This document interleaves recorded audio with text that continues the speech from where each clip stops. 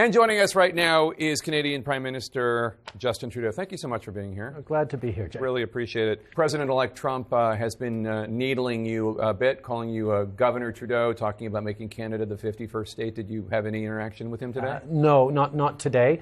But that's not going to happen. Canadians are incredibly proud of being Canadian. One of the ways we define ourselves most easily is, well, we're not American. There is such a depth of pride that that's not actually an issue. What I think is happening in this is President Trump, who's a very skillful negotiator, is getting people to be somewhat distracted by that conversation, to take away from the conversation around 25% tariffs on oil and gas and electricity and steel and aluminum and lumber and concrete, and everything the American consumers buy from Canada is suddenly going to get a lot more expensive if he moves forward on these tariffs. And that's something that I think we need to be focusing on a little bit more. Did the re-election of Donald Trump and this more direct confrontation with Canada over this issue play any role at all in your decision to resign as leader of your party and Prime Minister? No, on the contrary. What we were able to do during the first presidency of Mr. Trump's was work together in a very challenging situation to come out with a very strong win-win in Canada-U.S. relations with the renegotiation of the USMCA. It is a great deal for both of our countries. We've seen trade grow, we've seen opportunities grow, we've seen wealth grow in both of our countries for workers, for businesses. Working together concretely is something that we've been able to do in the past, and I'm looking forward to continuing to work with him for the next 2 months while I'm still in office. Let's talk about this potential 25% tariff from the United States on Canada. Economists say that will drive the Canadian economy into a recession, and the Canadian government is preparing retaliatory tariffs if these actually go through. Which do you think would be potentially the most effective against the United States? I don't want them, by the way, just as an American, I don't want these tariffs, but minerals, energy? We don't want them either. We do not want to see tariffs on our side. We do not want to see tariffs on your side. It's bad for people who have, for generations, made things together and been successful together to actually start creating barriers between economies like ours. Like, we have so many resources in Canada, more than our market can support, so we export them to our closest friend who can rely on them. It is a win-win for us. We would definitely respond, as we did years ago when President Trump put tariffs on steel and aluminum. We responded by putting tariffs on Heinz ketchup, on playing cards, on bourbon, on Harley Davidsons, on things that would hurt American workers.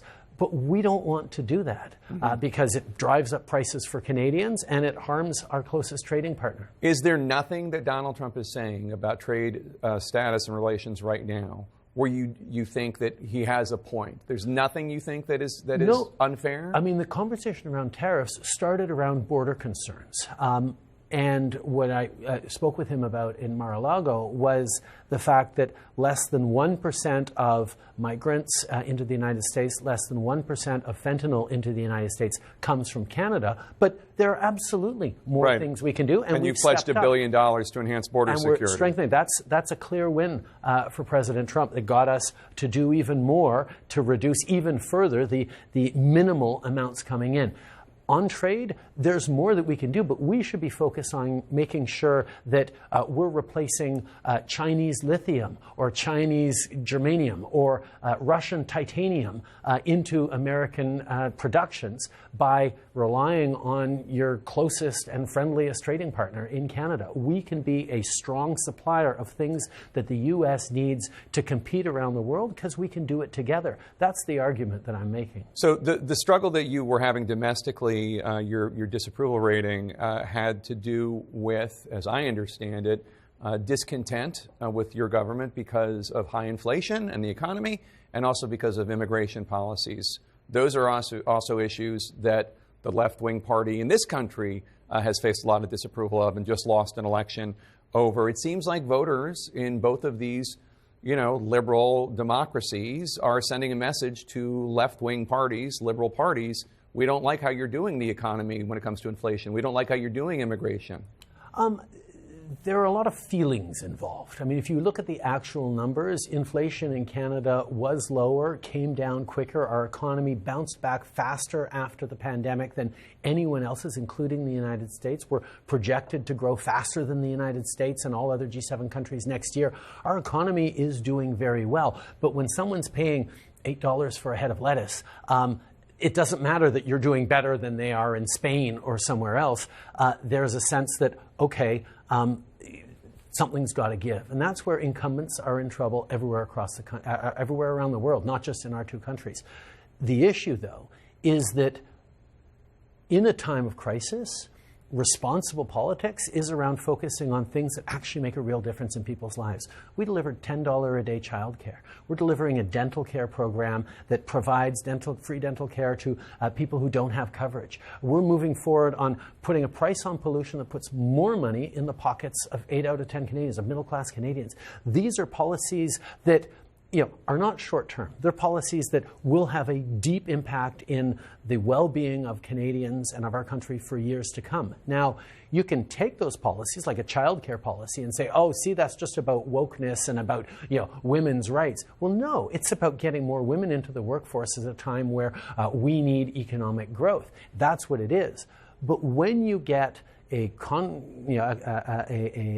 was going to say conflagration, but at least an intersection of both right-wing policy, right-wing attacks, and social media, you end up with a lot of misinformation, disinformation, and responsible governments have to stay focused on the policies that are making a difference, and that's what we've been doing. I know you have to go. Before you go, I know you're not going to say who you want to succeed you, but whether it's Wayne Gretzky or Christina Friedland, what's your number one piece of advice for your successor when it comes to President Trump? Understand that the win-win is what we need. Making sure that everyone understands that we do better when we work together, that yes, the American president has a capacity to hurt the Canadian economy. There's no question about that. But anything an American president does to hurt the Canadian economy will also hurt American consumers, American workers, and American growth. We do better when we work together to take on the world, whether it's China or Russia or anywhere else. When we work together, we can't be stopped. And that's the focus that we need to have. And that's certainly what I've continued to work on with President Trump. Prime Minister Trudeau, thank you so much, and au revoir. Pleasure to be here. Merci, Jake.